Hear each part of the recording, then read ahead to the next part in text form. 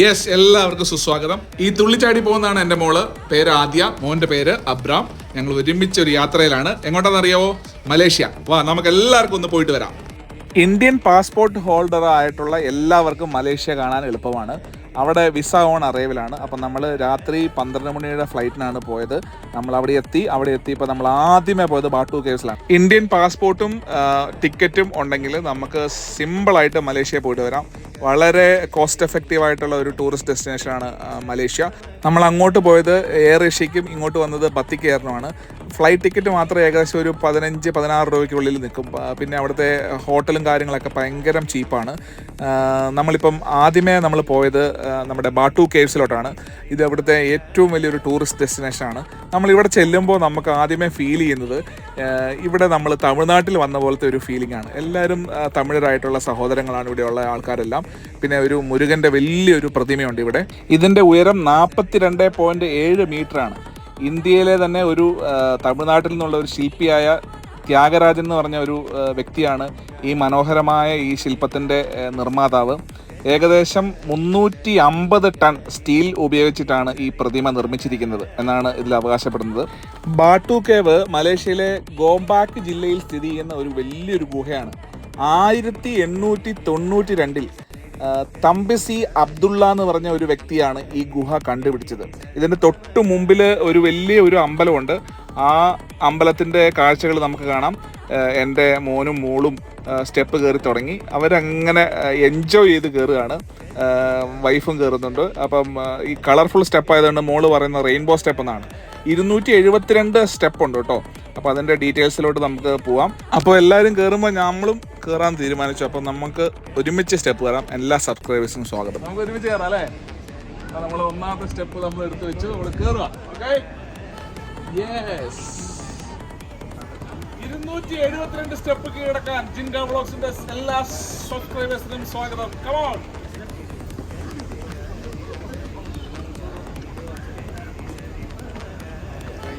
ഇഷ്ടംപോലെ കുരങ്ങന്മാരുണ്ട്. കുരങ്ങന്മാരുടെ കാഷ്ടത്തിന്റെ നല്ല മണമുണ്ട് ഈ സ്ഥലത്ത്. ഓക്കെ, നമുക്ക് മുകളിൽ എത്തിയിട്ട് മുകളിൽ ഭയങ്കര AC ആണ് കേട്ടെ. നോക്കാം. പകുതി പോലും ആയിട്ടില്ല, കിതപ്പ് തുടങ്ങി. ഇപ്പോൾ നിൽക്കുന്നത് 100ാമത്തെ സ്റ്റെപ്പിലാണ്. ഇതുവരെ സ്റ്റാച്ചുവിന്റെ പകുതി വരെ ആയിട്ടുള്ളൂ. നമ്മൾ നോക്കൂ, മേളിൽ നിന്നുള്ള ദൃശ്യം നോക്കൂ. വാവ്, വെരി ബ്യൂട്ടിഫുൾ. നോക്കൂ, ഈ മല നോക്കൂ, എന്ത് ഭംഗിയെ നോക്കി. ലോകത്തിന്റെ പല ഭാഗത്തു നിന്നുള്ള വിനോദസഞ്ചാരികൾ ഈ മലേഷ്യയിലോട്ട് എത്തുന്നുണ്ട് ബാട്ടു കേവ്സ് കാണാൻ. ഇവിടുത്തെ മെയിൻ ടൂറിസ്റ്റ് ഡെസ്റ്റിനേഷനാണ്. ഇതൊരു ചൈനീസ് ഫാമിലിയാണ്. ഇവർ ഫാമിലി ആയിട്ട് നമ്മളിങ്ങനെ സ്റ്റെപ്പ് കയറിക്കൊണ്ടിരിക്കുകയാണ്. എങ്ങനെയുണ്ട്? ഇഷ്ടപ്പെട്ടോ? ആ, അമ്മയ്ക്ക് നടുവേദന തുടങ്ങിയെന്ന് തോന്നുന്നു. നമ്മൾ സ്റ്റെപ്പ് കയറി വന്നപ്പോൾ കണ്ട ഒരു കാഴ്ചയാണ്. ഒരു തള്ളക്കുരങ്ങും ഒരു കുഞ്ഞിക്കുരങ്ങും.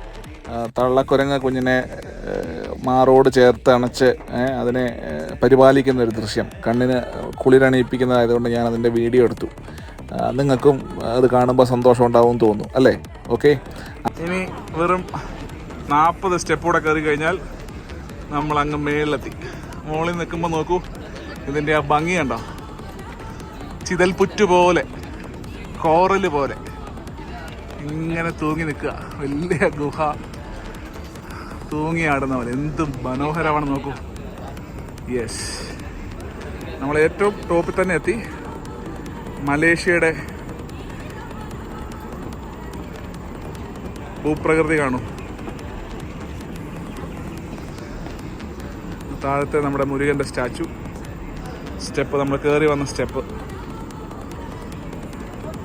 അപ്പോൾ ഗൈസ്, നമ്മൾ 272ാമത്തെ സ്റ്റെപ്പും കയറിയിട്ട് നമ്മൾ ബാട്ടു കേവ്സിൻ്റെ ഉള്ളിലോട്ട്, കറക്റ്റ് സെൻറ്റർ ഓഫ് ബാട്ടു കേവ്സിലോട്ട് നമ്മൾ പ്രവേശിച്ചിരിക്കുകയാണ്. ഒരുപാട് മനസ്സിനെ കുളിരണിയിപ്പിക്കുന്ന കാഴ്ചകളാണ് ഇവിടെ കാണാനുള്ളത്.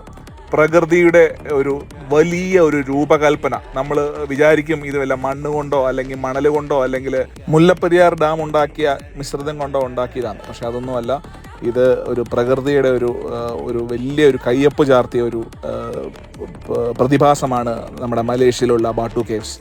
ഞാനിതിൻ്റെ സ്ട്രെങ്ത് ഒക്കെ ഒന്ന് പിടിച്ചു നോക്കിയിട്ടുണ്ട്. അപ്പം ഭയങ്കര പാറയെക്കാളും ഉറപ്പാണ്, പാറ പോലെ തന്നെ പറയാം.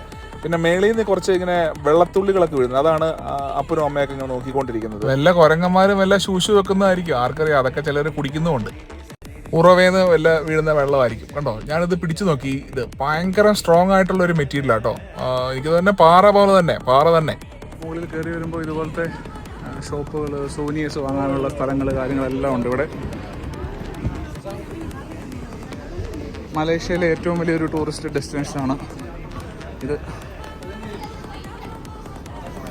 മലേഷ്യൻ എയർലൈൻസിൻ്റെ കുറേ സ്റ്റാച്യൂസ്. ഇത് നമ്മൾ നാളെ കാണാൻ പോകുന്ന ട്വിൻ ടവർ, ഏഷ്യയിലെ തന്നെ വേൾഡിലെ തന്നെ ഏറ്റവും ഉയരം കൂടിയ ട്വിൻ ടവറാണിത്. മലേഷ്യയിലെ തമിഴ് വംശജരുടെ എണ്ണം ഏകദേശം 20 ലക്ഷത്തോളമാണ്. മലേഷ്യയിലെ ജനസംഖ്യയിലെ 3ാമത്തെ വലിയ വിഭാഗമാണ് നമ്മുടെ തമിഴ് സഹോദരങ്ങൾ. ഈ ബാട്ടു കേവ്സിലെ എല്ലാ പ്രധാന ഷോപ്സും കാര്യങ്ങളും ഇവിടുത്തെ പൂജാകർമ്മങ്ങളും കാര്യങ്ങളെല്ലാം നിർവഹിക്കുന്നത് ഇവിടുത്തെ തമിഴ് വംശജരാണ്. ഇത് പ്രധാനമായിട്ട് മെയിൻറ്റെയിൻ ചെയ്യുന്നതും ഇവിടുത്തെ ജോലികൾ ചെയ്യുന്നതും എല്ലാം തമിഴ് ജനങ്ങളാണ്. ഇവിടെ തമിഴിൽ എഴുതി വെച്ചേക്കുന്ന കാണാം. നമ്മൾ തമിഴ്നാട്ടിലെത്തിയ ഒരു ഫീലിംഗ് ആണ്. അവിടുത്തെ അമ്പലങ്ങളുടെ അതേ രൂപകൽപ്പനയിൽ തന്നെയാണ് ഇവിടുത്തെ അമ്പലങ്ങളും കാര്യങ്ങളെല്ലാം എഴുതി. ഇപ്പം നമ്മൾ ഈ ഗുഹയുടെ നടുഭാഗത്താണ്. ഇവിടുന്നും ഒരു കുറച്ച് സ്റ്റെപ്പ്, ഒരു വളരെ ചുരുക്കം ഒരു 50-60 സ്റ്റെപ്പോളം കയറി കഴിഞ്ഞ് കഴിഞ്ഞാൽ നമ്മൾ വേറൊരു പോർഷനിലോട്ടെത്തും, ഇച്ചിരി ഉയർന്ന ഒരു പോർഷനിലോട്ടെത്തും. അതുകൂടെ നമുക്ക് കാണാം.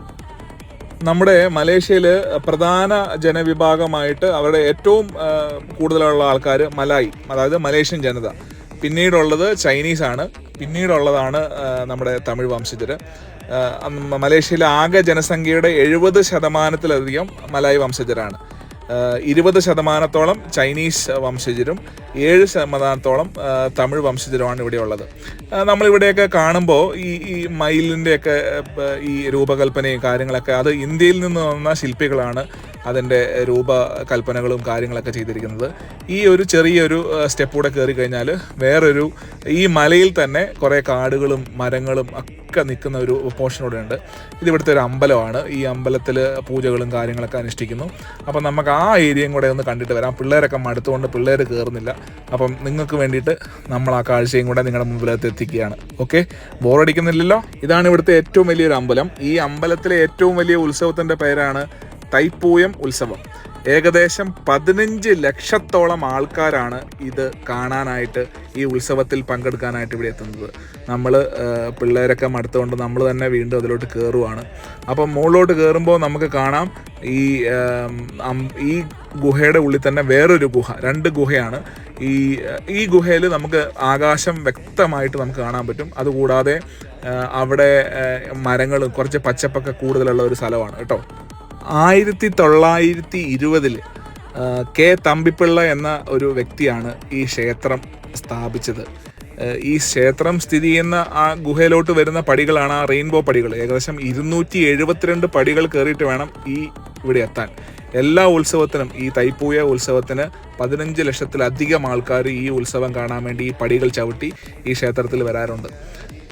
നമ്മുടെ അഗ്നിപർവ്വതമൊക്കെ പൊട്ടി വീഴില്ലേ, അതുപോലെ മനോഹരമാണ്. പുള്ളിയെ കണ്ടിട്ടൊരു മലയാളി ലുക്കുണ്ട്. അതിൻ്റെ പേര് മലയാളിയാണോ? എങ്ങനെയുണ്ട് ഈ സ്ഥലം? മടുത്തോ? മേളിലെത്തുമ്പോൾ നല്ല തണുപ്പല്ലേ? യെസ്.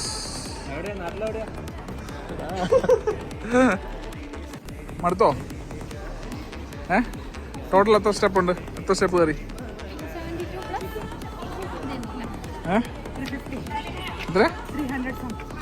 300+ സ്റ്റെപ്പ് കയറി ഞാനും ഇവിടെ എത്തി. അപ്പോൾ സക്സസ്ഫുള്ളി കംപ്ലീറ്റ് അടിച്ചു.